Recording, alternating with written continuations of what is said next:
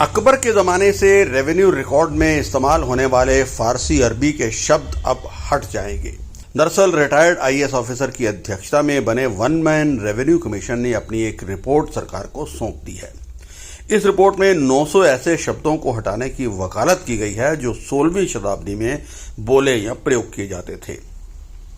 सरकार अब इन शब्दों के विकल्प के रूप में प्रयोग में होने वाले हिंदी और अंग्रेजी के शब्दों की एक बुकलेट जारी करने वाली है, जिसका प्रयोग लोग अपने राजस्व जैसे कामों को आसान करने के लिए कर सकेंगे।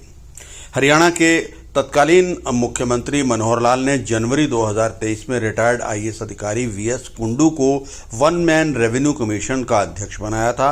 उन्हें राजस्व विभाग के दस्तावेजों में शामिल फारसी, उर्दू और अरबी मिश्रित शब्द हटाने और भूमि से जुड़े कानूनों में संशोधन की जिम्मेदारी दी गई थी। कमीशन ने करीब 30 महीने के बाद इस पूरे मामले में अपनी रिपोर्ट सरकार को दे दी है। जो सामान्यतः शब्द इस्तेमाल होते हैं उनमें इंतकाल, तरमीम, फरीक अव्वल, फरीक दोयम, पड़त पटवार, पड़त सरकार, मुहविब, मुहबदुल्ला, मालगुजारी, आबादी देह, बंजर जदीम, बंजर कदीम, सेहदा, रफ़ाए आम जैसे शब्द शामिल हैं। अब इनके स्थान पर आसान हिंदी के या अंग्रेजी के शब्द इस्तेमाल किए जाएंगे। मिसाल के तौर पर इंतकाल मालिकाना को अब हक बदलना कहा जाएगा या अंग्रेजी में से म्यूटेशन कहा जाएगा। इसी प्रकार तरमीम को अब संशोधन कहा जाएगा या अंग्रेजी में से सप्लीमेंट कहा जाएगा।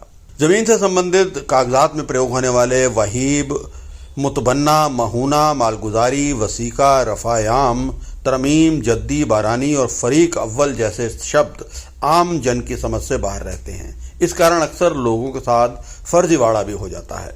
इस समस्या से निपटने के लिए कमीशन ने कुल 900 शब्दों की सूची तैयार की है। इन शब्दों के हिंदी और अंग्रेजी के अर्थ भी बताए गए हैं। 16वीं शताब्दी में मुगल शासक अकबर के वित्त मंत्री टोडरमल के समय में जमीन के रिकॉर्ड के संबंध में फारसी के शब्द प्रयोग किए जाते थे।